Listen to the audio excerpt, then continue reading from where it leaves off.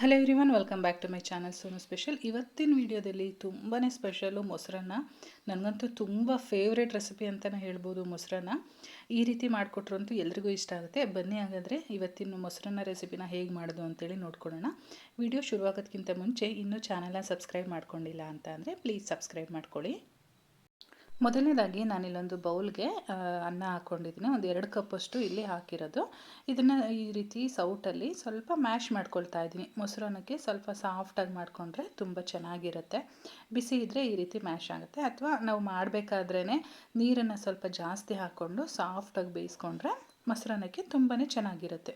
ನೋಡಿ, ಈ ರೀತಿ ಮಾಡಿದ್ದೀನಿ. ಇವಾಗ ಈ ಅನ್ನಕ್ಕೆ ಕಟ್ ಮಾಡಿರ್ತಕ್ಕಂಥ ಕೊತ್ತಂಬರಿ ಸೊಪ್ಪನ್ನು ಸೇರಿಸ್ತಾ ಇದ್ದೀನಿ. ಹಾಗೆ ಒಂದು ಹಸಿರು ಮೆಣಸಿನ್ಕಾಯಿನ ಚಿಕ್ಕದಾಗಿ ಕಟ್ ಮಾಡ್ಕೊಂಡು ಸೇರಿಸ್ಕೊಂಡಿದ್ದೀನಿ. ಹಾಗೆ ಒಂದು 2 ಟೇಬಲ್ ಸ್ಪೂನಷ್ಟು ದಾಳಿಂಬೆ ಕೂಡ ಸೇರಿಸಿದ್ದೀನಿ.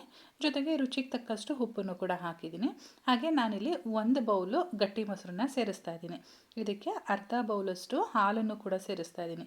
ಹಾಲು ಹಾಕೋದ್ರಿಂದ ನಾವೇನಾದ್ರೂ ಟಿಫನ್ ಬಾಕ್ಸಲ್ಲಿ ಲಂಚ್ಗೆ ತೊಗೊಂಡು ಹೋಗ್ತಾ ಇದ್ದೀವಿ ಅಂತ ಅಂದರೆ ಹುಳಿ ಬರೋದಿಲ್ಲ ಮೊಸರನ್ನ, ಮತ್ತು ತುಂಬ ಗಟ್ಟಿ ಆಗೋದಿಲ್ಲ.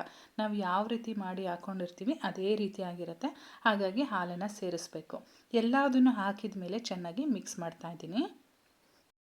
ಇವಾಗ ಎಲ್ಲದನ್ನು ಕೂಡ ಚೆನ್ನಾಗಿ ಮಿಕ್ಸ್ ಮಾಡಿದ್ದಾಗಿದೆ. ಎಷ್ಟು ಹದವಾಗಿದೆ ಅಂತೇಳಿ ನೀವು ನೋಡ್ತಾ ಇರ್ಬೋದು. ಹಾಲು ಹಾಕಿರೋದ್ರಿಂದ ನೀವು ಮಧ್ಯಾಹ್ನ ಆದರೂ ಕೂಡ ಹೀಗೆ ಇರುತ್ತೆ. ಇವಾಗ ಇದಕ್ಕೊಂದು ಚಿಕ್ಕದಾಗಿ ಒಗ್ಗರಣೆ ಕೊಟ್ಕೊಳ್ಳೋಣ.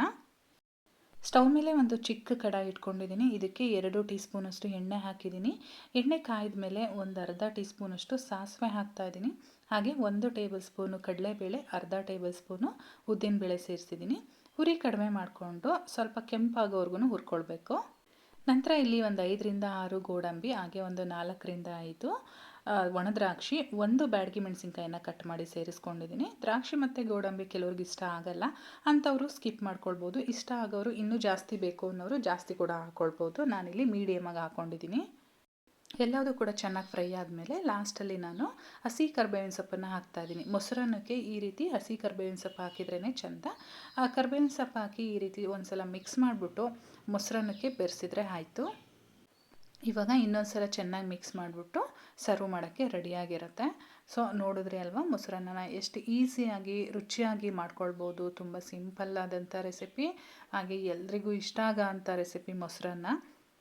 ಸೊ ಇವತ್ತಿನ ಈ ಸಿಂಪಲ್ ರೆಸಿಪಿ ನಿಮಗೆಲ್ಲ ಇಷ್ಟ ಆಗಿದರೆ ವಿಡಿಯೋಗೊಂದು ಲೈಕ್ ಮಾಡಿ, ಹಾಗೆ ನಿಮ್ಮ ಫ್ರೆಂಡ್ಸ್ ಜೊತೆ ಶೇರ್ ಮಾಡ್ಕೊಳ್ಳಿ. ಚಾನಲ್ನ ಇನ್ನೂ ಸಬ್ಸ್ಕ್ರೈಬ್ ಮಾಡ್ಕೊಳ್ಳದೆ ನೋಡ್ತಾ ಇದ್ದೀರಾ ಅಂತ ಅಂದರೆ ಪ್ಲೀಸ್ ಸಬ್ಸ್ಕ್ರೈಬ್ ಮಾಡ್ಕೊಳ್ಳಿ.